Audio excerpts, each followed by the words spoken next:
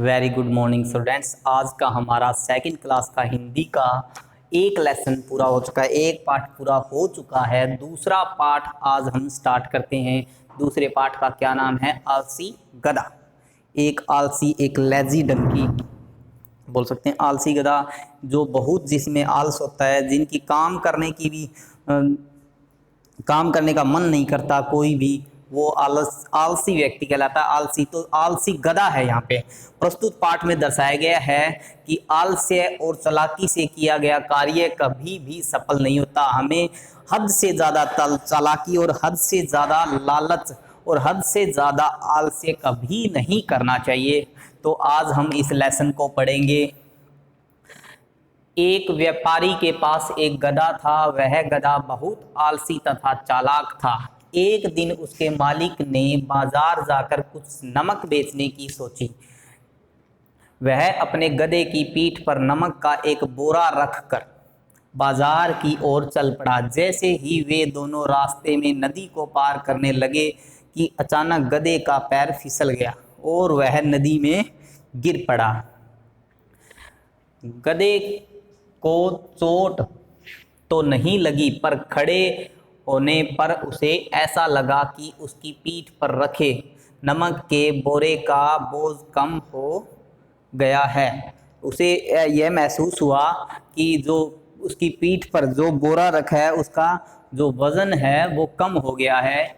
ये उसको फील हुआ, महसूस हुआ। एक दिन गधा फिर से नमक से भरा बोरा लेकर चल दिया। अब वह जानता था कि उसको क्या करना है, क्योंकि यहाँ पे उसका जो चालाकी है वो यहाँ से उत्पन्न हुई कि जब वह गिर पड़ा, फिसल पड़ा था नदी के अंदर, तो उसका जो नमक का बोरा था उसका वजन कम हो गया। तो यहाँ पे वह चालाकी उत्पन्न कर लेता है। उसे पता चल गया कि यदि वह पानी में डूबेगा तो उसका नमक का जो बोरा है वो नमक पिघल कर पानी में चला जाएगा, तो उसका बोरे का वजन कम हो जाएगा।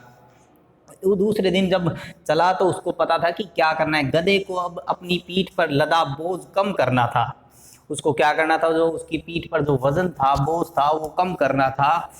अतः जब गधा और उसका मालिक नदी पार करने लगे तो गधा फिर से जानबूझकर नदी में फिसलकर गिर पड़ा। तो आज पहले तो वो जानबूझकर नहीं पड़ा था, लेकिन आज वह चालाकी से जानबूझकर नदी में फिसल गया, गिर पड़ा। इस बार फिर से उसने अपनी कमर पर रखे नमक का बोझ कम लगने लगा। उसने सोचा यह ठीक हुआ। तो उसे यह जो चालाकी थी, जो आलसियत है, वह समझ में आ गया। तो गधे के मालिक ने उसकी यह चालाकी पहचान ली। जो गधे का मालिक था उसने यह चालाकी पहचान ली कि ये जानबूझकर फिसलता है ताकि उसका बोझ कम हो। उसको बहुत क्रोध आया, क्योंकि उसके नमक के बोरे में से काफी नमक बह गया था। उसने गधे को सबक सिखाना चाहा। तीसरे दिन गधे का मालिक गधे की पीठ पर रुई से भरा बोरा रखकर बाजार चल पड़ा। तो तीसरे दिन, 2 दिन उसने नमक का बोरा लेकर गया। तीसरे दिन उसने क्या किया? रुई का जो बोरा था वो उसकी कमर पर रख दिया, पीठ पर रख दिया। गधे ने सोचा कि फिर से उसको अपनी चाल चलनी चाहिए। तो गधे ने वही जो, क्योंकि वो तो चालाकी से, वो तो उसकी समझ में आ गया था कि यदि मैं बैठूंगा तो उसका वजन जो है, वो बोझ है, वो कम हो जाएगा। तो आज भी उसने वही चालाकी करने की कोशिश की। तो आगे देखते हैं क्या होता है।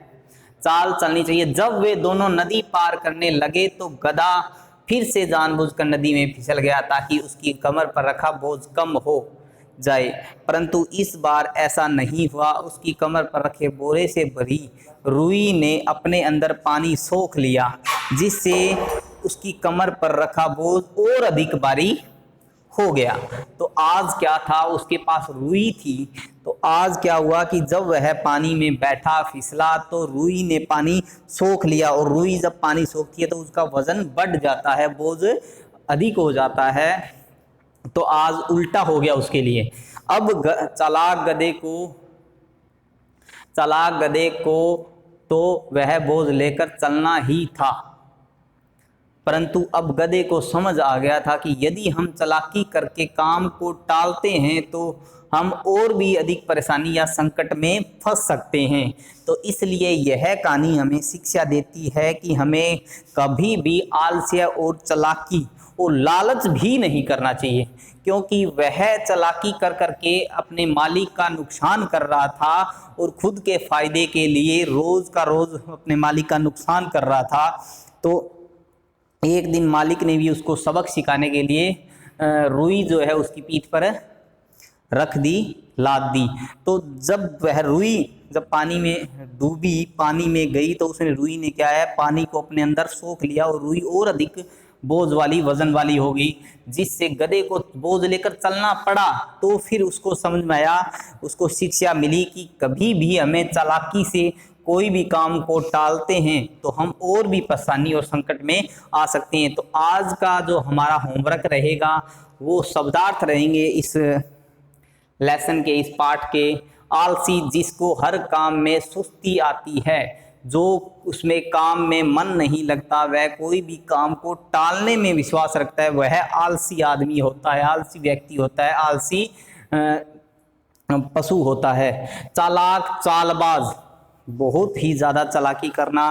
बोझ, वजन या बाहर। कामचोर, काम से जी चुराने वाला। क्रोध, गुस्सा, संकट, विपत्ति या दुख। इस तरीके से आज हमें हमारा होमवर्क रहेगा, वो शब्दार्थ रहेंगे इस पाठ के। आगे वाले वीडियो लेक्चर, आगे वाली क्लास में हम इसके क्वेश्चन आंसर और फिलअप्स करेंगे। Thank you.